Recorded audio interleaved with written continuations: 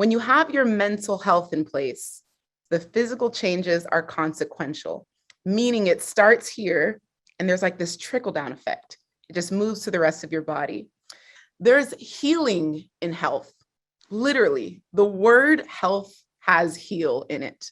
So when you start to work on your healthy habits and your health habits, there's healing that's to follow. So physical and mental health. Okay, story time. I am going to talk about kind of the lens or my understanding of physical health.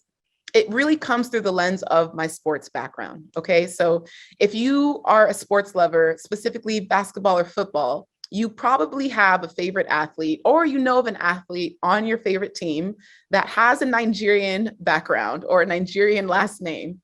Nigerians tend to be quite athletic. And I do joke a lot about my mother's expectations and Nigerian culture and how it's doctor, lawyer, professional athlete, and then disappointment.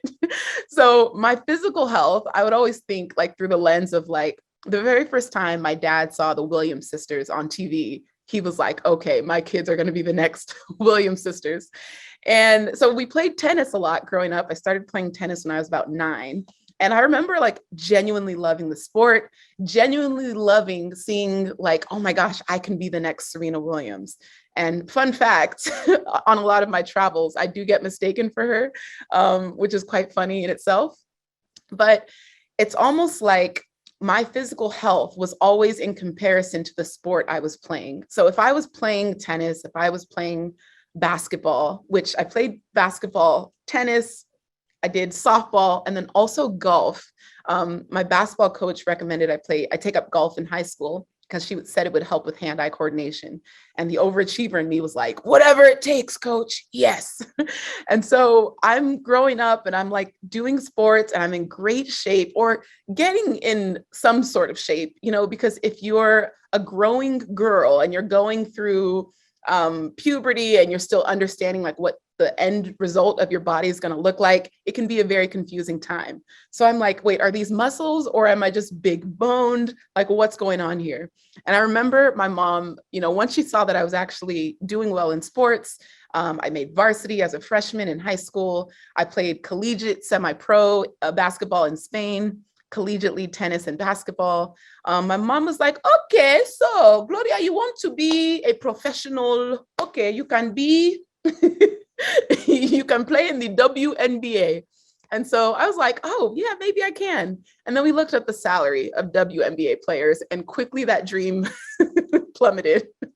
But I love the habits that I developed when I was playing a sport because I channeled a different part of me that only understood the world through how healthy I was. But beyond just wanting to be healthy, there has to be something kind of deeper than the health that you're actually after. So for me, I was like, the greater shape I'm in, the better I can contribute to this team, the more games we're going to win collectively.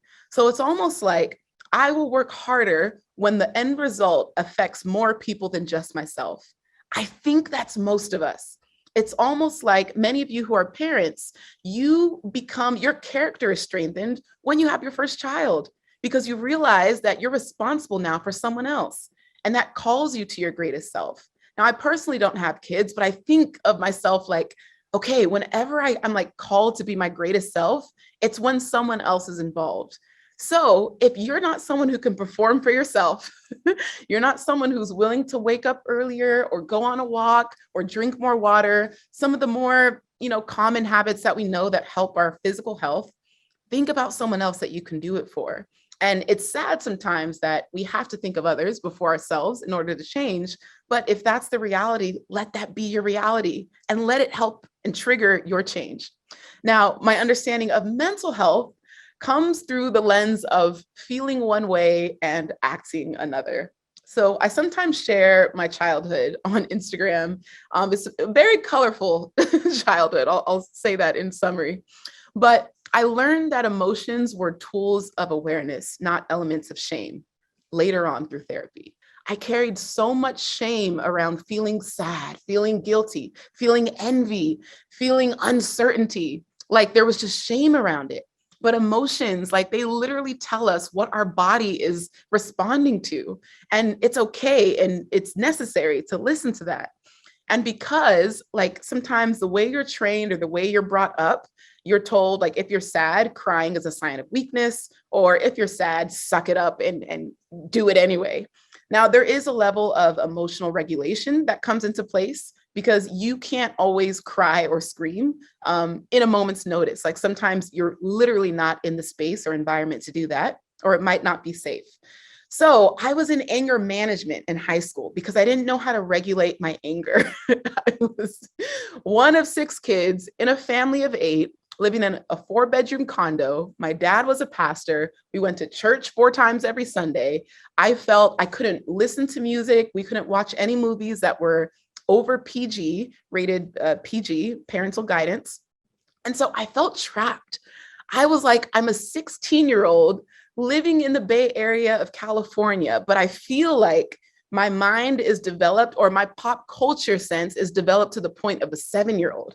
Like I felt like I had no connection to like pop culture.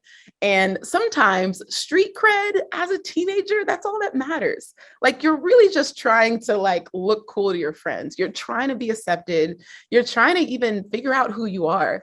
And I had no like influence outside of like Blue's Clues and Barney and PBS.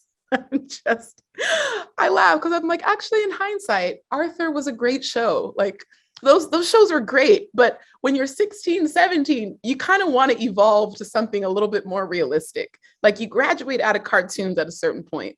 And so I had a lot of anger pent up. And so when I would go to school, I felt like that was the only place I could release it. Because in the home, it's like you fear your parents. It's very, immigrant culture. I'm sure you all are aware, but you just have this reverence for your parents. So you can't always share your actual emotions with them. So in school, it wasn't the fact that I wasn't even mad at teachers or classmates. It was just unregulated emotions and the inability to express them. And so when I was put in anger management, I then learned like, oh my gosh, it's okay to be sad. It's okay to be frustrated. It's okay to voice my opinion when it's asked for. It's okay to tell someone that they've hurt me. It's okay to talk about my feelings. Like these were things that I held so much shame around. And just a year later, I became a peer mediator because I learned that anger is just a signal that something is off.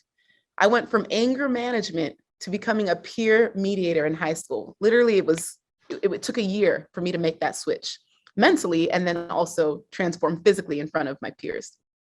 This can be your day for personal growth. This can be that day you committed to and you remember, you go, that was the day I got myself a community. I got better coaches. I committed to making my life the absolute best that I could. This is that day. Make today your growth day. Click the button on this page and sign up right now.